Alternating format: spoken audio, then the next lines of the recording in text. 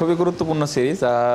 যেটা আপনি বললেন যে বেশ কিছু প্লেয়ার অস্ট্রেলিয়াতে গিয়েছে যারা হয়তো মূল স্কোয়াডে থাকতেও পারেন।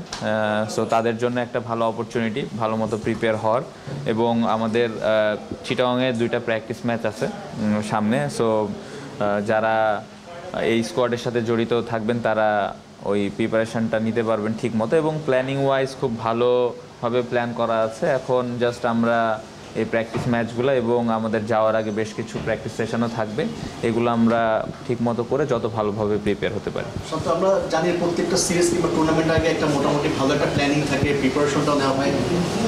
পাকিস্তানের বোলিং অ্যাটাক সম্পর্কে আমরা খুব ভালো জানি তার কতটা স্ট্রং, স্পেশালি তাদের পেস অ্যাটাক।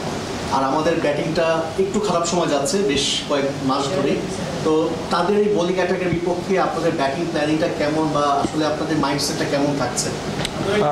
ব্যাটিং প্ল্যানিংটা না বলি, ব্যাটিং প্ল্যানিংটা আমাদের মধ্যে থাক। আমার মনে হয় যে এটা অবশ্য অনেক চ্যালেঞ্জিং হবে। তারা খুবই ভালো দল, বাট আমার মনে হয় যে এই ফরম্যাটে আমাদের বেশ কিছু এক্সপেরিয়েন্স প্লেয়ার আছে। যদি আমি নাম মেনশন করি, মুশফিক ভাই, মমিনুল ভাই, সো আরও বেশ কিছু প্লেয়ার আছেন। সো আমরা যদি আমাদের ওই এক্সপেরিয়েন্সটা শো করতে পারি এবং আমাদের ওই স্ট্রেংথ অনুযায়ী খেলতে পারি, অবশ্যই এই সিরিজটা ভালো হবে। অবশ্যই এটা শুধুমাত্র কোনো টুর্নামেন্ট বা কোনো সিরিজ ভালো অথবা খারাপের ক্ষেত্রে না। খারাপ হলেও আমাদের সামনের দিকে যেতে হবে, ভালো হলেও ওটা নিয়ে আসলে খুব বেশি চিন্তা করে যে যাওয়ার দরকার আছে সেটা না। আমার মনে হয় প্রেজেন্টে থাকাটা খুব ইম্পর্ট্যান্ট, এবং সামনে আমাদের কোন সিরিজটা আছে, এবং আপনি যেটা বললেন যে আমাদের এটা ডিফারেন্ট ফরম্যাট, এই ফরম্যাটে বেশ কিছু নতুন প্লেয়ার আসবেন যারা টি-20 ফরম্যাটে ছিলেন না। সো অবশ্যই যারা আসবেন তারা বেশ অনেক আগে থেকেই প্রিপারেশান নিচ্ছেন পাকিস্তান সিরিজের জন্য। সো অবশ্যই সামনের এই সিরিজটা আবার সুন্দরভাবে শুরু করা। আমরা লাস্ট টেস্ট সিরিজটা শ্রীলঙ্কার সাথে শেষ করলাম, অনেক দিন পরে আবার একটা টেস্ট সিরিজ সামনে, বাট এই সিরিজের আগে একটা ভালো সময় সবাই মোটামুটি পাচ্ছে প্রিপারেশান নেওয়ার জন্য। সো আশা করছি ভালোই হবে। না, অবশ্যই উনি খুবই ভালো কাজ করেছেন।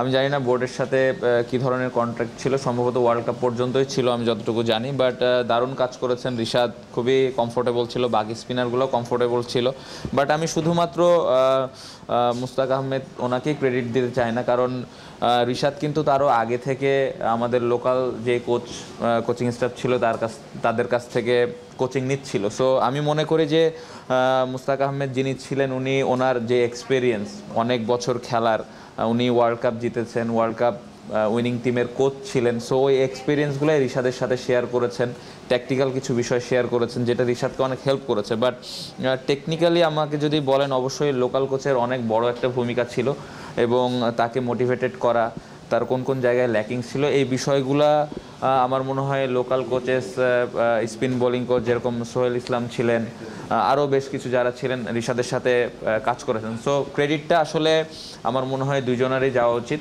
লোকাল এবং যিনি ছিলেন। সো ভালো কাজ করেছেন। ও গোয়িং ফরওয়ার্ড আমার মনে হয় যে বিসিবি এটা ডিসাইড করবেন যে আমাদের জন্যে কোন কোচিং গ্রুপ বা কোন কোচ আমাদের জন্য বেটার হবে। এটা অবশ্যই বিসিবি আমাদের সবসময় ভালো চিন্তা করেন, এবং আমি আশা করবো যে ভালো কিছু।